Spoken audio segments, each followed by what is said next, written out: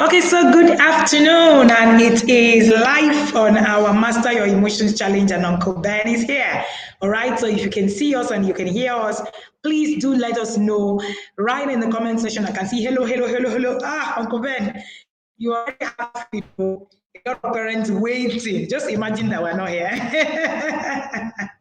All righty. Thank you so much for logging in. Without wasting any of the time, Uncle Ben will take the floor and then we are going to roll. This is day 4, Master Your Emotions Challenge. All right. And Uncle Ben is taking the topic how to the act of mental clearing. Please keep your questions. You can ask them by the time that it is done, to the Excel end, and then we would roll. Welcome, Uncle Ben, and thank you again for being here. My pleasure. Hello, everybody. If you can hear me and see me, hello, and really thank you for showing up today and being here in this Master Your Emotions Challenge, day 4.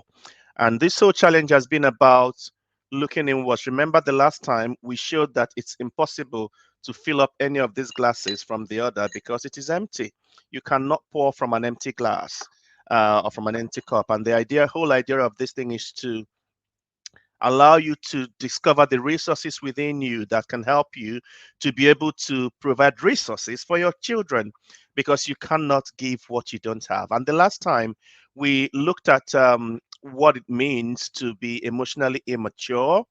We identified the 4 different categories according to Lindsay Gibson. We looked at emotional parents, driven parents, passive parents, and rejecting parents. And also, we looked at how you can identify where you fit into that. Of course, fitting into any of those things doesn't mean anything is wrong with you. It just means that there are some resources that you would need to improve your experience as a parent and as a human being anyway. And then there were some exercises that I asked you to do. I asked you to look at a childhood photograph and then do some sentence completion. I wonder how people got on with that and what you noticed. It would be good to get some feedback on that. Also, I asked you to do some thought watching, to pay attention to the particular thoughts in your head in several scenarios, like when you're upset with your child, when you want to scold or hit your child, when you want to praise your child, and when someone praises or criticizes you. And I remember using this Play-Doh, this clay thing, as an example to show you how thoughts are just like that, and what you make out of it is what then determines your experience. As a result of that, we said, let us just notice the thoughts. We're not going to do anything with them yet. Let's just notice them. And today, we dive into the art of mental clearing. So what we can actually do with our thoughts or about our thoughts. And it's worth mentioning really that you are how you are, not necessarily because of your own choosing. However, how you then choose to become will be based on your own choosing. So if you identified yourself in any way, shape, or form as, oh, wow, I fit into some of this emotional immaturity category, it doesn't mean you're an immature person. It only means that emotionally there's some growing up to do. It does not mean that as a human being you're immature. And I also must let you know that it is not your fault that what happened to you happened to you. If you had experienced a mom or a dad that was emotionally unavailable, or that disempowered you in any way, shape, or form, or if you went through any form of abuse, please remember it is not your fault. And I want you to say that to yourself right now. It is not your fault. This whole idea is the crux of a lot of the pain and suffering and issues we carry as adults, because a lot of these things happened when we were kids, and the way kids process life, they see everything, they make everything about them. So if mommy and daddy are quarreling and arguing, the child thinks it's, oh, if my mommy or daddy loved me so much, they wouldn't fight each other.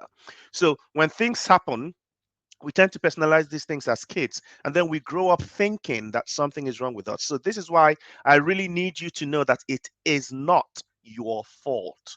get that in, take it in, get a real sense of the idea that it is not your fault. And now, what you do with this awareness and understanding, if we ask you the question, how much responsibility have you taken? Would you say I have taken a lot or not? Because then that will be your fault if you don't do anything about the learning that you're getting now.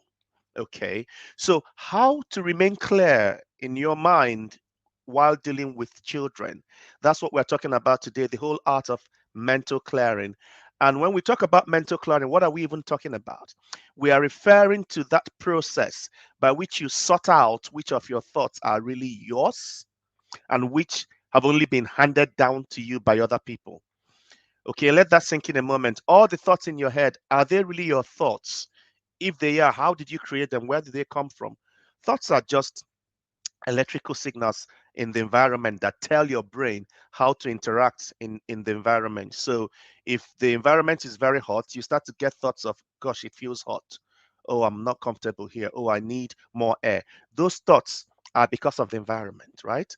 If you're in an environment where everyone is screaming and shouting in an abusive environment, the thoughts in your environment will be around things like, oh, I'm not safe here. I don't feel safe here. I need to find out to protect myself. I need to find out to defend myself and things like that. So you are not your thoughts, as we've already established. And this whole art of mental clearing is about putting you back in the driver's seat of your own emotions. Remember the last time I said that emotions would mean energy in motion. So where you the thoughts you put energy to will create those emotions, those chemicals in the body that we call feelings associated with the actions that come with them. And so, how would it feel for you to know that you can actually step back from those thoughts? Sort of the thing that happens when you're in a daydream, when you're there and all these things are flying about. Oh, okay. And you get jerked back for you to come back to reality. And now we want you to be in a position to create that reality yourself by being aware of what thoughts are going on. So if you did the exercise of thought watching, you would have been a lot surprised at some of the thoughts you would have realized going on in your mind at the time you wanted to scold your child, or just after, or at the time someone gives you some praise or some criticism. And the whole idea here is that when programming happens to us as kids and we latch onto these things, they become the yardstick through, or the lenses through which we see life, right? And now what happens is they become so familiar that the mind starts to process them as truth. Now, here's something really interesting about how the unconscious mind works. When it comes to what we say call positive experience to the mind, and I'm talking about to the brain, the deep part of the brain, what it calls positive experience isn't exactly what feels great or exciting or um, enjoyable. No, what it calls positive is what is familiar, and what it calls negative is what is unfamiliar.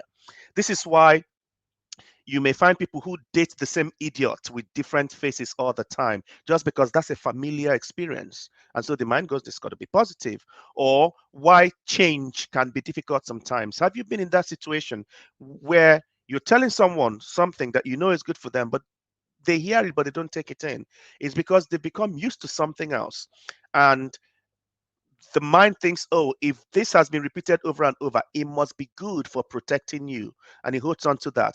But then you have to break that pattern by putting something else in and making that familiar. So when someone says to you, oh, a nice dress, and you can't even take that compliment in, and you find yourself going, oh, it's not that expensive. Oh, yeah, I've had it for a long time. When you feel that need to cap that praise, is because praise is not familiar to you, which means you've got to start giving yourself praise.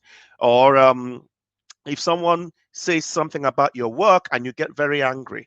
Now, why did that happen? What was triggered? What is familiar in that situation? So what we want to do really is to put you in that driver's seat and help you to start to take control, take responsibility, and make things familiar that you really want to be familiar to yourself. So get on with this. Okay, so I've told you that the process by which you sort out which of your thoughts are really yours and which are handed down by other people. That's what we are talking about when we say mental clearing. And why is it important? Because when your mind is your own, when you're in control in that driver's seat, right, you can think objectively, and so you're just not afraid of other people's judgments at all. Because many of us live our lives for others, so to speak. If people don't validate you, you don't feel validated. If people don't commend you, you don't feel commended. We move around thinking that there's something wrong with you, except someone else tells you you're fine. You don't feel fine. In fact, sometimes people tell you that and you go, "Are you sure?" And this is because a lot of the thoughts, the things running in your mind are not yours. So through mental clearing, any false logic or guilt would not affect you because your thinking becomes clear and validated by your inner experience, not by external stuff. Meaning that you know from a really deep level, a really deep place right here, when something makes sense or not. Is no longer because someone says so. Okay, so this ability to think clearly while considering your own feelings and inner experience, that is really what the core of emotional intelligence is about. How aware you are of your own feelings. And when we're talking about your own feelings, it means you're also aware of your own thoughts that are creating those feelings. I said the last time that thoughts create feelings. Feelings lead to actions, and actions inform your life experience. Let's say that again. Thoughts create feelings. Feelings lead to actions, and actions inform your life experiences. And when we say thoughts, we mean storylines, perspectives, viewpoints, mindsets, beliefs. They're all thoughts. These will create feelings, chemicals in your body to match what that thing to, because remember those thoughts are a mirror of what's in your environment, and then your body has to match it to survive. So thoughts will create feelings in the body, and they will lead to action, which will inform your life experience. So if you want to change your experience, you can change what you do. But if what you do is not different from, if it's informed by the same thoughts, you are likely going to have the same experience. So it helps to use the feelings in your body to go back to the thoughts, creating them, and you can change your mindset. So how do you do that? How do you get that clarity? How do you think clearly? That's what we're talking about today. Okay. So again, those thoughts that are on repeat, playing all over all the time, mostly it's not your fault. You learned them somewhere. You didn't even bargain to learn them. All those little things that your parents might have said to you from time to time, all those, "You won't kill me, I didn't kill my parents." And it sounds very simple a line. "This child, you won't kill me, I didn't kill my mother. You didn't kill me, I didn't kill my father." Think about what that does to the brain of a child. It starts to put in the mind of the child the responsibility for the survival of the parent. So a child starts carrying around a certain level of guilt already, as if it's the child's responsibility to keep mommy or daddy alive, and that's wrong. Or those little things that they will say, "What's even wrong with you? Oh, the way you're going, I worry about your life." These little things create very deep, deep issues in the mind because it starts to separate the child from your real essence to trying to catch up with something that you don't even understand. Who says anything is wrong with you?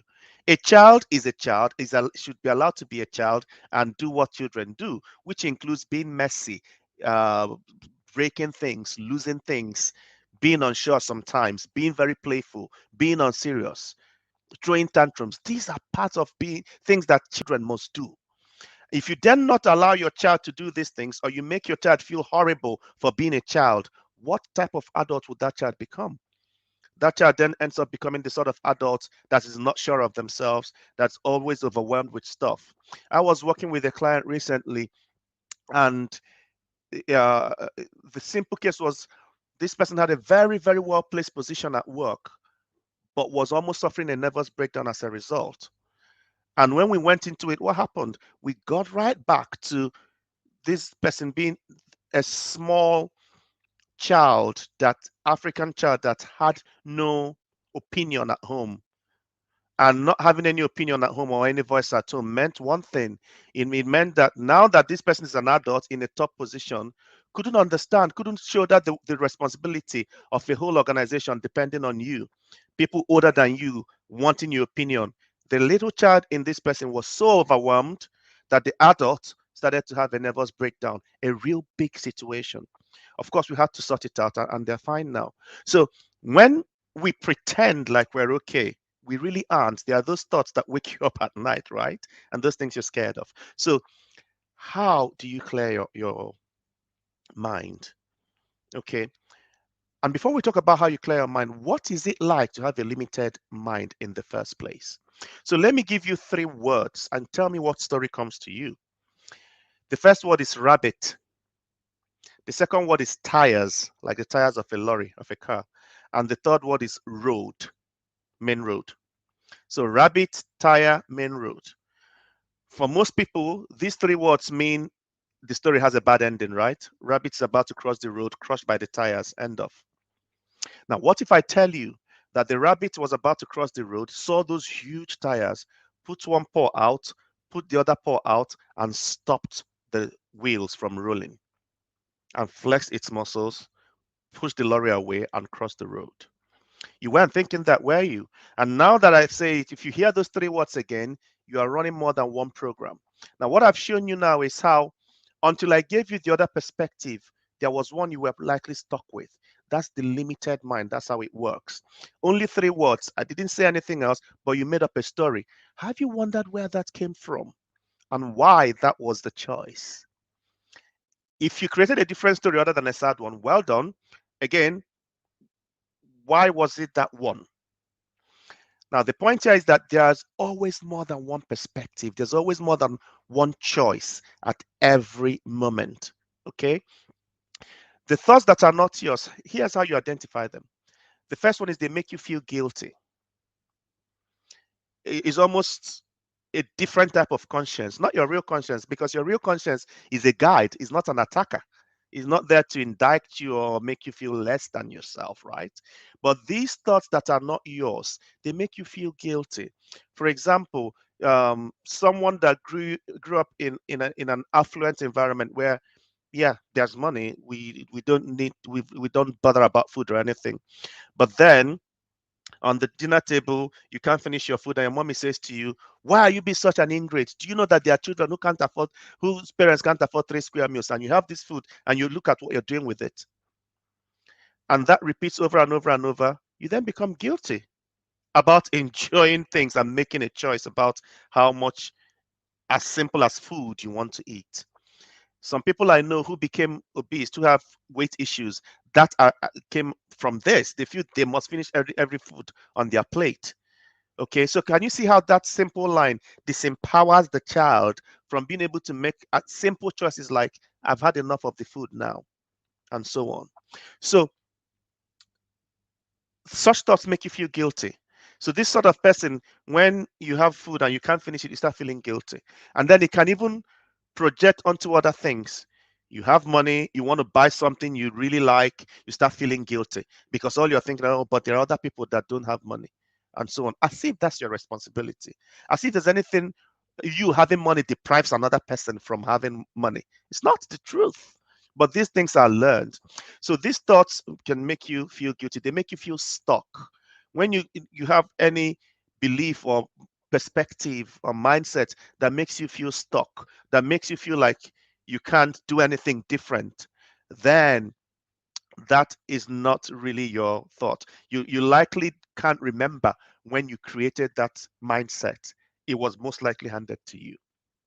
They make you feel disempowered. Like if you go against them, something will go wrong. If I don't flog my child, then I'm not training my child well. Who taught you that? Where did you learn that? How did you learn that? Did you choose to learn that? At what point did you logically break it down and someone made a presentation and you challenged every point and you conclusively said, yeah, this is correct? Did that happen? The same amount of effort you put in to maybe choose where you walk or choose what you wear or choose your house or something like that. Was it the same amount of effort you put into deciding that it is best to hit your child? If no, then review that. So these things make you feel disempowered when it looks like it must be that. Such things again, this sort of thoughts again do something as they give you this sinking feeling as if you're worthless if you don't give in to them. So if you find yourself in a situation where some of these thoughts come and you just, if I don't do this, I'm worthless. That sense of worthlessness, that means it's a limiting thought, is not yours. They make you feel anxious. They make you feel less of yourself. And the whole idea of anxiety, I mean, that's a topic for another discussion. It's that sense of feeling an idea of a future danger happening now. You'd no longer feel safe in your own abilities right there, except you defer to that particular idea. So someone has a house help, and then the house help breaks a cup, and you scream like the house has been burnt down, and then you decide you're going to stab this house help. Where did you learn that? And in that moment, when your heart is beating fast and you're breathing fast and you're screaming like a mad person, you're just playing out some anxiety as if all hell has been let loose over a glass cup that you won't beat yourself up for if you were the one that broke it. So the question is, where did we learn these things? Are they really your thoughts? And the idea is, chances are they are not your own thoughts. There are some other, and they appear as voices in your head. Think about it. When you feel, you know, that moment that you're criticizing yourself, or you're looking on the mirror and all you see on your face is what's wrong with you, never what is right with you. Check that voice. It's likely not your own voice. When you feel you've got to scream and shout and yell at a child, check the voice that's telling you to do that. It's probably not your own voice. And you know, you hear the yelling in your head first before you let it out. Whose voice did you hear? Or you, that moment you're about to self-sabotage, you see something coming your way, and then you start finding all the reasons why you can't do it or you shouldn't do it. Whose voice is that? Again, check. Chances are those voices are not appearing, those thoughts are not appearing in your own voice. And I tell you whose voices they're likely to be: your mommy's voice, or your daddy's voice, or the voice of a significant adult in your life as a child, maybe a teacher or something. And these voices arise at different moments. So you're picked to go and represent your company somewhere, and that a voice goes, you know, you're going to mess this up, right? Because you always mess things up. And it becomes, and it's the voice of your teacher in secondary school or primary school or something. So the idea is, anyway, we're going to go through this in a minute now, how to separate your own thoughts from the clutter of all these inherited thoughts that are not yours. Okay, those voices are not empowering, they're not cheering you along, they are not encouraging you, they're not giving you options. They are strapping you up into feeling like it's got to be this or nothing. Now, think about how this appears in your parenting experience. How many times you have felt powerless with a little toddler? You're feeling like, oh, no, I don't know what else to do. And then you feel the need to exert authority and dominate by being aggressive, by preying on the child's inability to fight back, or on the child's inability to stand up to you because he's a child. You think, I'm stronger and I'm going to show you that I'm stronger, and you get forceful. How did you get to that level of feeling so disempowered? Who robbed you of your inner choice, your inner champion? What went through your head? Whose voice is that at that moment? At the time when you feel like being unkind to your children, well, you don't even feel like it, you just do it as if it's the way things should be. Whose voice, what voice is going on there? Okay, so many times we feel like we must think certain thoughts. We've got to be positive all the time. We've got to be nice all the time, right? Well, the question is, must you? Now, when you look at this thing is circular. which means it has all different points to it to make a circle, right? Now, that's very much like you. There are sides of you that are beautiful. There are sides of you that are not. There are sides of you that are positive. There are sides of you that are not. Positive and negative together create a balance. So our aim is not to reject the negative. Our aim is to choose the positive in spite of the negative. Okay, so you don't have to think nice. That's not really what it is about.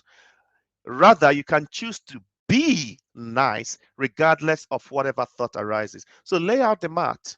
That's the first thing. Whatever thoughts are arising, they're not about you.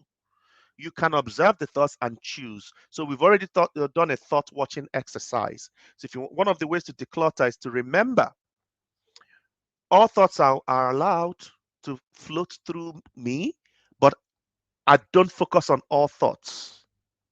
Okay. The Bible will put it this way: all things are allowed, not all things are useful. All things are allowed, not all things are useful, right? So the fact that a thought flies through going, are you sure you can do this? Doesn't mean you need to entertain it. You can say, I notice you, bye. I choose something different. The last time I made us choose different thoughts just to prove to you that you can choose your thoughts at will. Okay. So lay out the mat. Let the thoughts flow. You are not your thoughts. These are the thoughts, right? You are not those thoughts. You choose what you do with it. Let the thoughts flow. And then make a choice of empowering thoughts that can help you. The second one is more of a hack, actually. So many times you find your I should do this, oh, I have to do this, I must do this, I need to do this. So wherever you have I should, I must, I have to, I need to, just stop and consider what it is that you want. Because what you want is not what you must do. I should, I have to, I need to, I must. Those are not your voice. Those are not from you. Check them. Rather, the simplest way to check this is think about anything that you want to say, I should, or I must, I have to. Replace that with I choose to. I choose to. So I must flog this child for doing this. Change that to I choose to and see how you feel. And is that choice the best choice?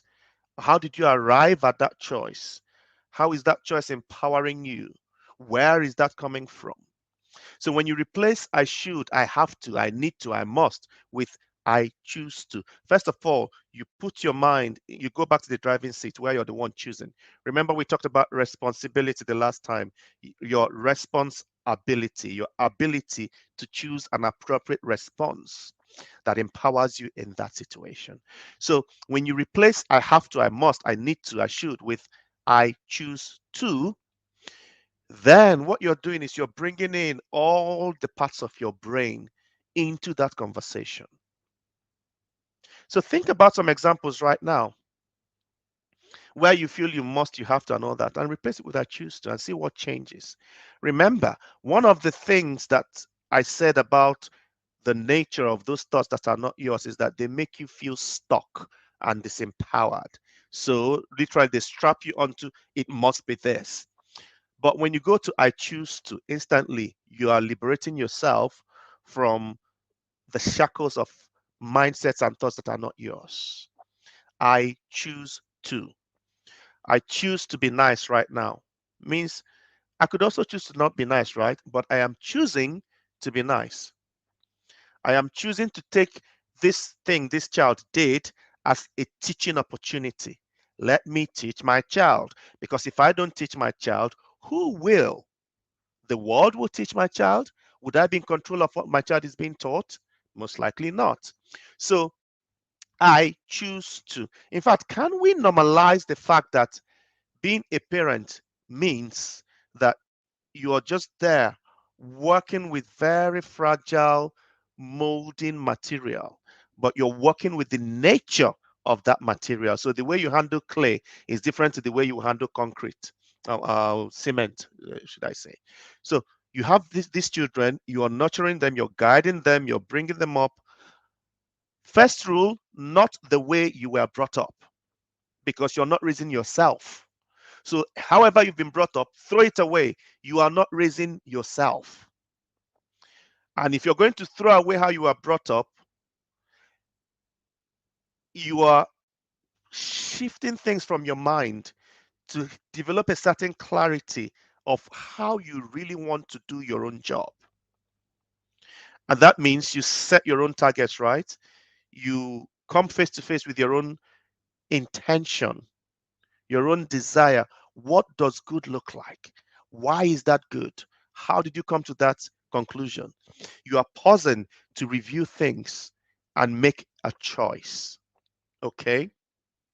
So I was talking to someone, another, as part of my wife and I, we do a relationship coaching business, and we're talking to a particular couple. And one of the things that came up in that was I was talking about, because this is a Christian couple, and we're talking about something in the Bible where the Bible says a man must leave father and mother and cling to his wife, and the two shall become one.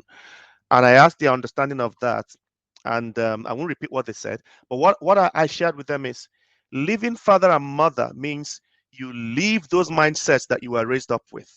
You leave all those things that worked in daddy's house and mommy's house.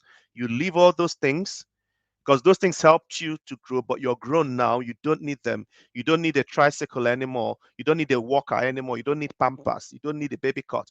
You leave those things. You leave those mindsets and create your own together with your spouse. And then the two of you start to function with a unified vision, right? And that will become the new layout for the kids you're raising, who will get to a certain point and leave all those things and create theirs. Now, the thing is, when you create the right vision and things for your kids, the things of yours that they will discard may not be too much, because a lot of what you've done is giving them the voice to find their own voice from day one. So we will replace should have, must have, need to with I choose to. Make your own choices, because that would be you liberating yourself from things that are not from you. The third step, and how you can do that really, is through self talk, talking to yourself. Okay. And sometimes that I would recommend you really check how you're talking to yourself is when you want to blame yourself for something, check what words are coming there and stop right there and change what you're saying to yourself. You can change it from, oh, I've messed this up. I don't know why I keep messing things up, to, right, I made a mistake now. And even though I feel horrible about this, I still choose to love and accept myself completely. My life hasn't ended here. I can learn, I can be better. I choose to make this a better experience for myself. Or when you want to blame someone else, pause, check the self-talk, check what you're saying about them in your head, and change that. Recognize that this is another human being who hasn't really sat down to calculate how he or she will hurt you. Many times when we indict people, we indict them because of how we feel rather than how it really is. So check that self-talk. Choose to change what you're saying at that time to yourself. Or when you feel the need to assert authority instead of engaging with that child, check what is going on and use your self-talk and talk yourself into a different way of thinking, a way of choice, a way that involves choosing a response because you can. And I've been talking about different voices in the head, voice of mommy, daddy, big sister, big brother, school teacher, whatever. Notice those voices that come up in your head. Notice the characteristics of them. And one way to have clarity is to change the characteristics of the voice in your head. So if that voice says something like, oh, you idiot, you know you never get it right, right? But you know you're going to fail. What if you just slow it down and make the voice sound more squeaky? Oh, you idiot, you know you can't get it right. You're probably laughing or chuckling where you are now. Why? Because by changing the characteristics of that voice, that same line, it changes how you're reacting to it. So this is something else you can do in your head. Okay. Um, I did that for some time myself, because there was an auntie I was close to who was a bit critical. And I found myself hearing that voice over and over many times. So I changed her voice to a deep voice that is very slurry and American. So, and it would sound like, but you can work it out. I made it a bit robotic, and it was funny. And before you knew it, it disappeared. So change. First of all, you've got to notice the voice, whose voice, or the characteristics of the voice. Is it loud? Is it deep? Is it high? Is it fast? Is it slow? And all those things, and change it. Make it change it to a cartoon character, if even. Okay. And the last point I would mention on how to achieve this mental clarity is breathe your way to clarity. Breathe, breathe. Breathing is happening in the body now. Most of the time, we're locked up in our heads in those thoughts. Breathe. Just breathe. And make it a conscious, intentional, mindful breath. So as you breathe in, follow that breath all the way.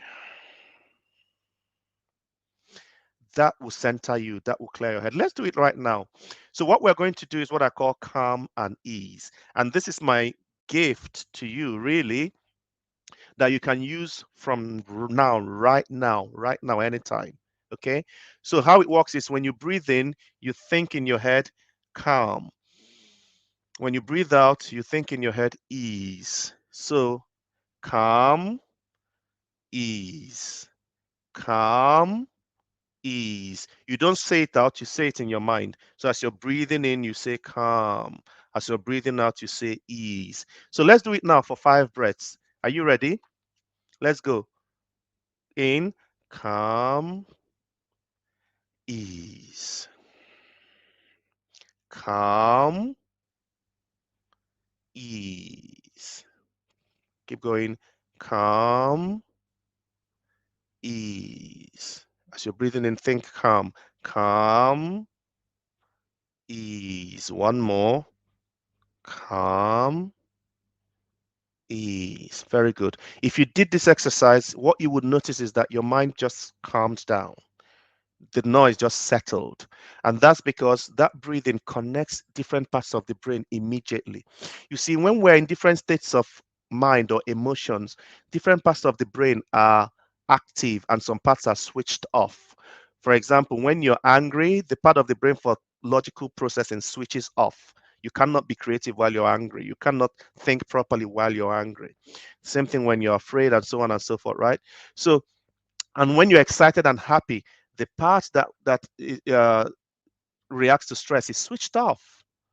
Okay, so calm and ease breathing centers you and clears your mind all the time. It's the most effective way to come back to center.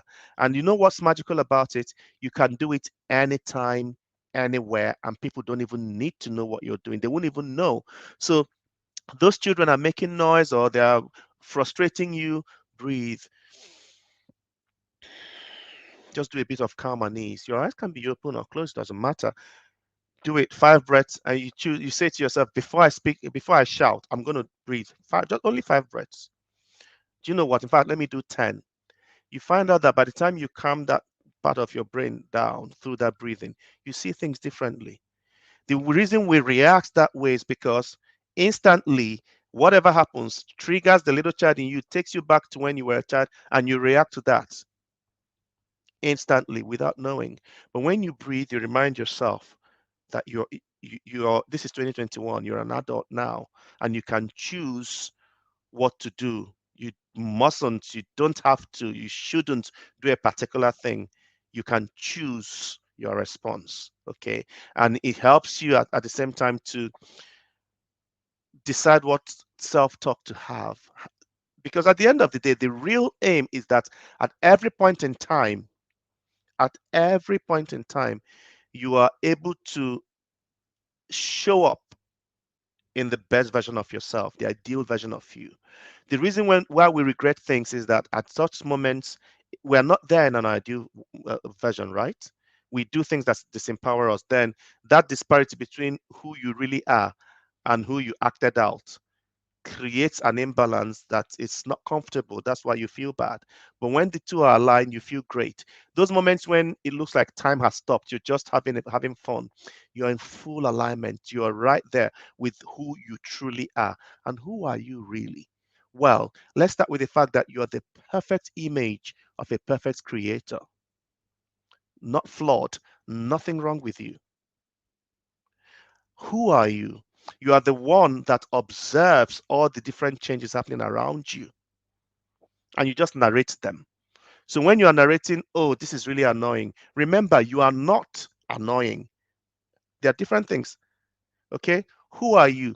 You are that person that is able to manifest the best attributes of yourself.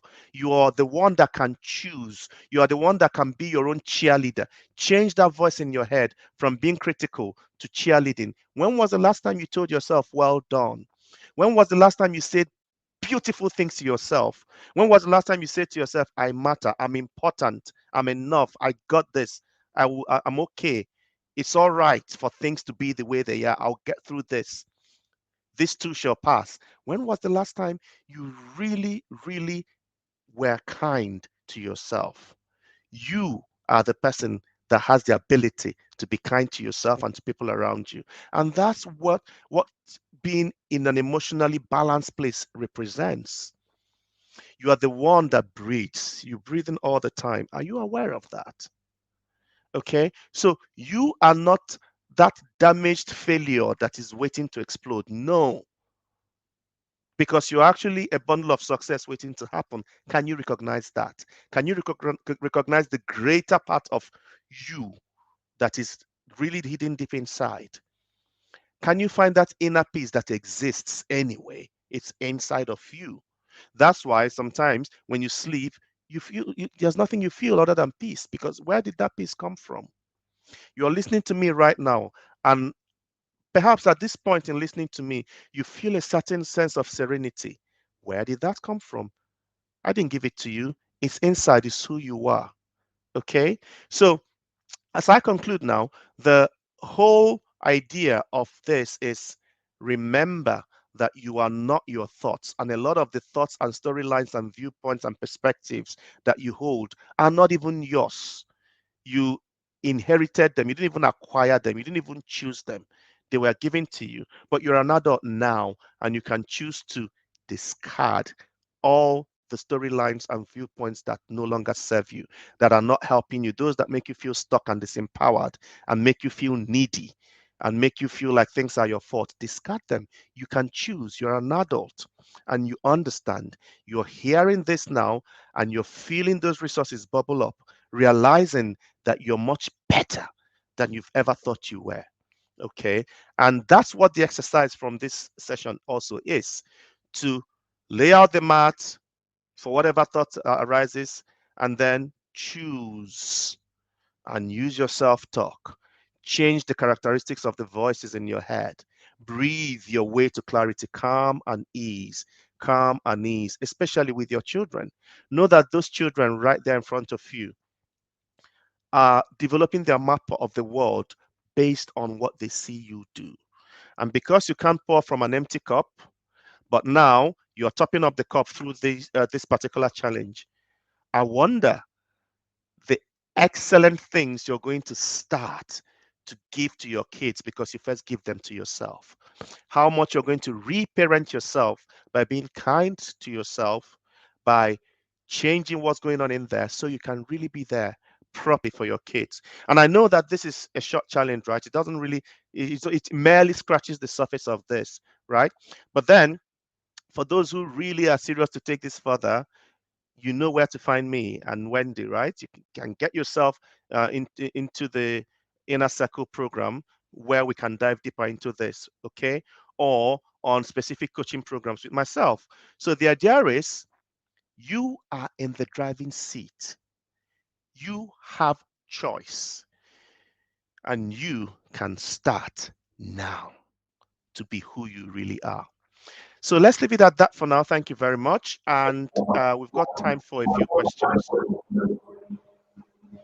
Thank you so much, Uncle Ben. You are in the driver's seat. You can drive your thought. You can make the decisions the way it suits you. You can decide. I love the power of decision that comes with, managing emotions. Like I was sharing yesterday, I said to the parents, you make a choice. Even when someone is upsetting, you make a choice to get upset or not. You don't say, this person got me angry. You made a choice, you choose to, at every point in time, how you react. Thank you, Uncle Ben. I can see a lot of the fire emojis, please. If you have questions, throw it. I don't even think a lot of people have questions. Everybody's asking, where are the fire emojis? But you heard Uncle Ben.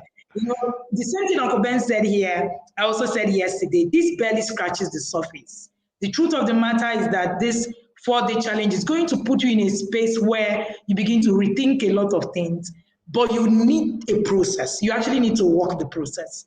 That's the truth of the matter. And like I shared in one of the questions that a parent asked, how do you reparent yourself? It's not a magic wand. It's not like when we say reparent yourself, you just wake up and say, yes, right now, I have reparented myself. I'm going to start working this journey and it's going to just become just awesome. No, it's a journey. I have seen parents here who have, walked their journey and they're still here. They're even still here. I know that Dr. Angela is here. Dr. Angela have done Healing from Parenting Hall to Dr. Ben. She's been in the Becoming an Emotionally Intelligent Parent. She's been walking this journey and yet she's still here. I know quite a number of parents who have been walking this journey and every day they are, precept upon precept, like the Bible will say. Right? Let me tell you a quick story. Yes, please. Let me tell you a quick story. So I was working with a lady who, and while we were in our coaching session, her children ran in, and we're quite distracting, did things, and she was so calm. The way she handled everything, and she finished. I said, "Wow, that calmness! Wow, I'm really impressed with what I saw." You know what she said to me? She said, "Oh, well, this is what you learn when you do this inner circle program." And she went ahead to tell me. She went ahead to tell me how she went from a very helpless, yelling, powerless parent to this person I saw. So yeah. Wow. Mm-hmm. It's a journey. Thank you so much, Uncle Ben, for sharing that story. It's a journey so that we don't just, come into this place and just think, oh, immediately. And this is still a parent who has walked that calm and is still taking coaching sessions. I know a lot of the parents in the inner circle, they still do one-on-one sessions. They still, when you recognize where this takes you, you want to actually work. In fact, you invest more in income. I was sharing yesterday that your ability to control your emotions actually avails you more opportunity to be financially stable. Mm-hmm. That's the truth. So there's a lot of benefits. And when you see the benefit, you see yourself. You keep working. You keep working. And, I went to the US, Uncle Ben, talking about the parents in the inner circle. And I met the parent in the inner circle. She has 4 children. 2 were toddlers and then 2 others, preschoolers. My goodness, I didn't hear them cry. I spent about 3 years in a home. I didn't hear them throw tantrums, walk away. As in, it was so calming to be in her home with little children. And in fact, it was so pleasing. I didn't want to go. Wow. It was so pleasing. The day I did the podcast with you, I was speaking with you. I was in her home. She has toddlers. There was no one sound. And she said to me, Coach, trust me, I'm coming from reactivity to calmness. Wow. And I have listened to you for 1 year. You don't want to know where I was coming from. You don't want to see my children before now. You don't want to know how my children were. And I was just excited. And when people say, oh, you can actually do this. You just need to hold yourself accountable. Honestly speaking. Thank you so much. Somebody has a question, Uncle Ben. Please, how do I get rid of anger? Being always angry, always frowning my face. That's a good question. Okay. If we are to tear anger apart, anger is a secondary emotion. all anger arises from one of two things: fear or pain. So it's either there's fear, which is fear of losing control, or fear of rejection. And then there's pain, which is emotional pain, physical pain, psychological pain, whatever it is. So the easiest way to handle this anger is to go to the root. Ask yourself, what about this am I really angry about? What's here am I really angry about? And then to the next step, which is, now that you know that this is either pain or fear, ask yourself, what am I really afraid of? Am I afraid of losing control in any way around here? Or am I afraid of being rejected or misrepresented? Or what's the pain? When you ask this question, you will get to the source of it. That's one way to deal with it. The other way to deal with it is to say to yourself, as soon as you recognize that anger, just don't reject yourself right there. Say to yourself, even though I feel really angry now, I'm choosing to still love and accept myself completely. In fact, everybody make a note of this. Even though I dash, I still choose to love and accept myself completely. Even though I dash, I still choose to love and accept myself completely. Put whatever you want, whatever feeling in there. Even though I feel frustrated now, I still choose to love and accept myself completely. Even though I feel disempowered now, I still choose to love and accept myself completely. Why? Because as kids, we're raised to reject ourselves when we are not feeling good. And that's where the emotional stress really starts. But what about you recognize the emotion and still accept yourself? Healing starts. Okay, so that's something that you can always do. The other thing you can also always do is remember the choice. You can choose to smile even when you don't feel like it. So you're not, it's a case of I'm smiling because I want to, because I choose to, because I can, not because I don't feel like or because I feel like. That's also puts in the driver's seat. So I hope that helps you. All right. Uncle Ben, we have another question. He says, if I have a speech impediment, a tendency to stammer at times, how do I handle it and parent without anger? Breathing is your friend. So if you have, well, would you believe that I used to be a stammerer? As a child, I used to be, and my mom would say to me, breathe, breathe, breathe. And then I'll breathe. Right? That So was Igbo. People who don't understand Igbo. yeah, for those who don't understand it, but that means breathe so that the words don't choke you. Words will not choke you. Yeah. Yeah. So breathe, breathe. Okay. If you stutter, breathing will be your friend. Breathe and then speak on the breath. There are different exercises to help you that way. The speech impediment and anger or frustration are not related. They are not the same thing. But people with speech impediment tend to feel frustrated because they think they must get out their speech at the rate others are getting out theirs. It's not the truth. You should not do that at all. Because you don't have language. You know what communication does. So whenever you can't communicate, you get violent. You feel like you need to. That need to thing. Yeah. Meanwhile, you can just breathe and go, yeah, okay, I recognize the speech impediment and I'm going to work out how to communicate. You breathe and you speak on the breath. As long as you're speaking on the breath, you will be fine. But when you interrupt the breath and you want to catch another one quickly, the stuttering starts to happen. So practice slow breathing and tell yourself in your head that nothing is wrong with you because of a speech impediment. Oh, yes. All right. Thank you, Uncle Ben. Someone says, I'm always unhappy. I've tried. Okay. I'm always unhappy. I've tried to figure it out. I'm not getting it, even though I know that I'm the only one that can make myself happy. Oh, wow.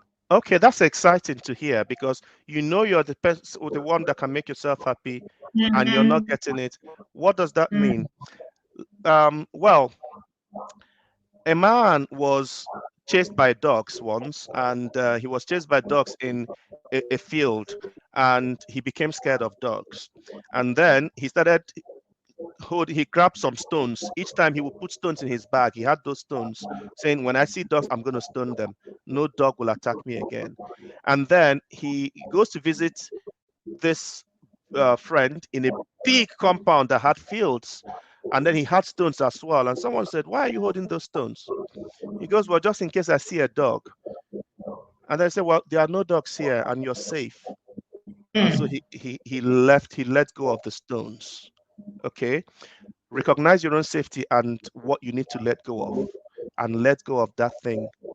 What you're holding on to is probably something many years ago. It's not 2021. You are in 2021. No need to live in the past. Let it go. Your mind knows exactly what it is. You don't need to consciously know it. Just ask yourself this question. Sit with this question, which is, why can I be happy now? Why can I be happy now? Sit with that question. Keep repeating that question over and over and over in your mind. Don't try to figure it out. Your mind will find the answers for you. Okay. The other thing you can also sit with is, what do I need to let go of now? That's if you don't consciously know it. Your mind will work it out. The answer to your question is, let go of what is stopping you. And that happiness you can give yourself will bubble up.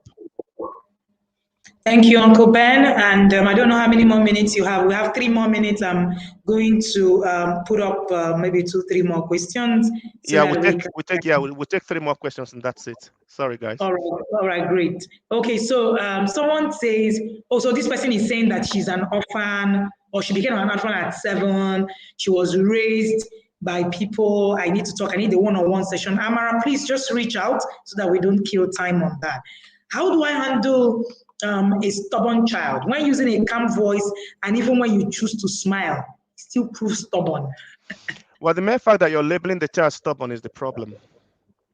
So what happens if you remove that label stubborn and look at your child as maybe a strong-willed child, or a child that is a bit more expressive? And I don't know the details of what you mean here, but if you're seeing your child as stubborn and then you're saying you're smiling and using a calm voice, those two don't quite balance out in my head. Okay. You have to find strategies within to work with your child. There is no stubborn child. There, there really isn't any stubborn child. That stubbornness must have been learned, and what we are calling stubbornness might be the child protesting how their emotions are not being recognized and understood, and so on. Okay. So yeah, I think you should join the inner circle. There is no stubborn child. The simple answer there is, change how you're seeing your child in your mind, and remind yourself that you can do this. And also remind yourself that love always wins. I don't mean pamper your child, but I mean know that this is not a competition between you and your child. It's not a situation where you need to. It's not a power tussle. That's the word I was looking for, Wendy. It's not that. No.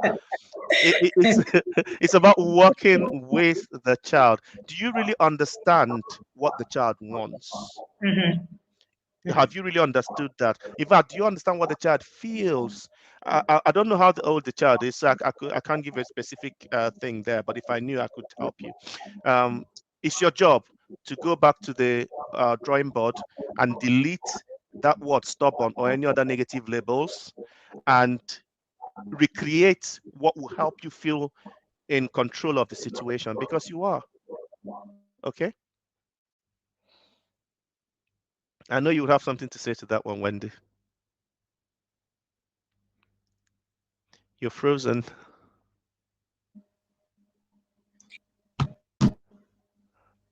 Can you hear me? Oh, there you are. Yes, I can hear you. I can hear you. I think we have Amara. I would suggest that you actually reach out to us so that you can, share this. I can see that there's quite, some hurt, in what you share. And how do you deal with someone that gets angry after drinking?